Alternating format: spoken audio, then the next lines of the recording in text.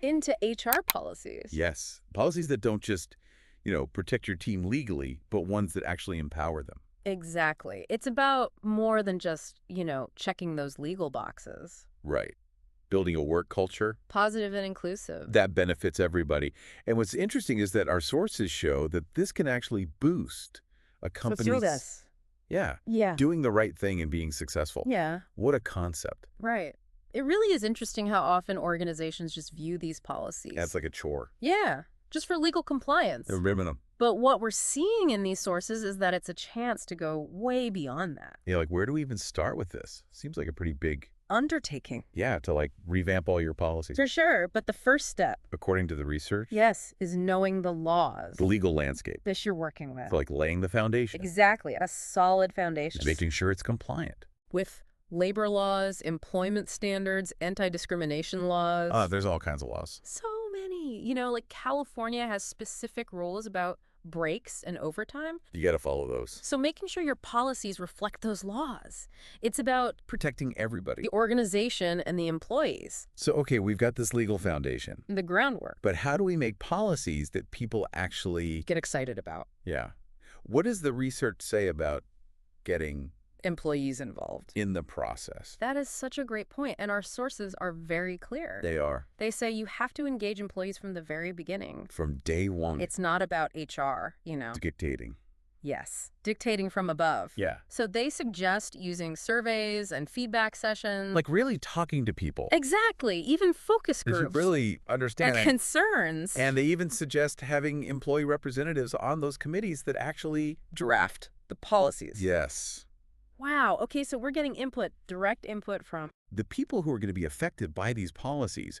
But how do we make sure all that feedback actually... turns into something. Yeah. Doesn't just lead to A million meetings. Yeah, or constant revisions and arguments and pushback. Well, it's all about balance. It is. And the sources do say that. They acknowledge that. You have to communicate clearly throughout the entire process. The whole time. From the start. So you have to set those expectations. Right up front. Yeah. How is this feedback going to be used? Transparency. Yes. Being transparent about any limitations. And having a clear... decision-making process. that everybody understands. to hopefully lessen those concerns. So it's really about building Rest. and making sure that your employees know that you value what they're saying.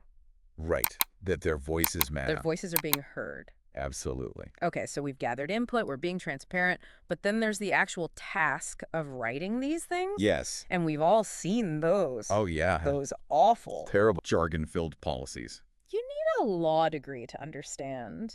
How do we make sure our policies are actually Readable. yeah, Well, our sources are all about they're clarity, easy to read, conciseness, and accessibility in policy writing. plain language. Plain language, yes. Right. Avoid all that technical jargon. Bullet points, Bullet points, headings, maybe even visuals if it makes sense. Yeah, no one wants to read. Pages and pages of dense text. Exactly. If I'm looking for something about... Vacation time. Yeah. I want to be able to find that information quickly. And easily. I don't want to feel Deciphering a code. Yes. And another thing they emphasize is consistency. Oh, interesting. Yeah. Consistent language and structure. Across. All the policies. Okay. To prevent confusion and make it easier for employees to understand their rights. And responsibilities. Yes. Makes sense. We often think of these HR policies as just the basics. Like the bare minimum pay, time off, stuff like that. The must-haves.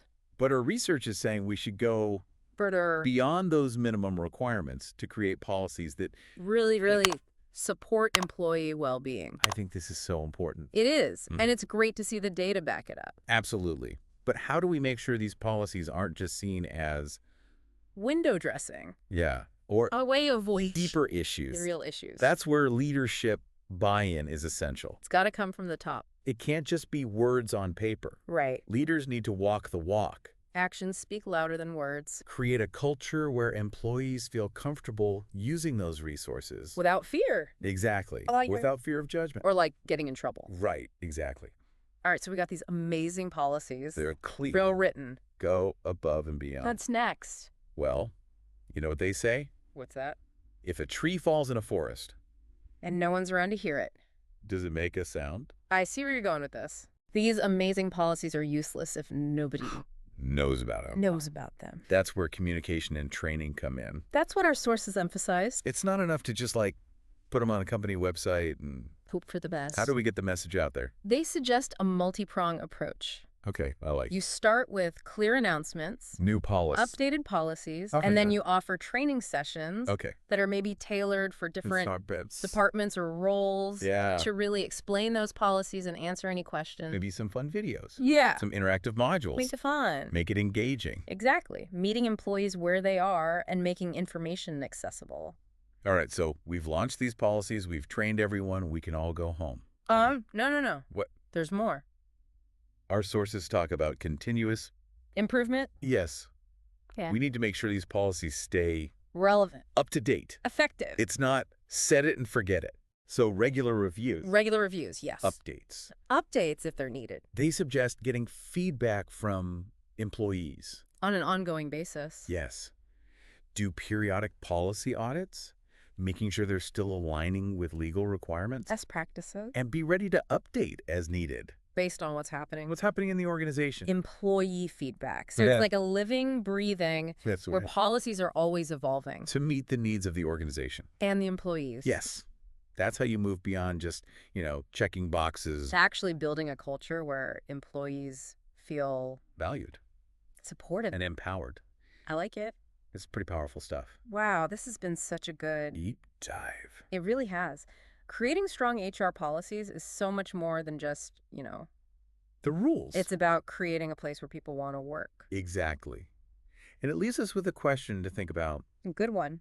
How can we advocate for policies in our own workplace Yeah. that go beyond just the bare minimum? And really support employee well-being. That's a great question for everyone to think about. I hope so.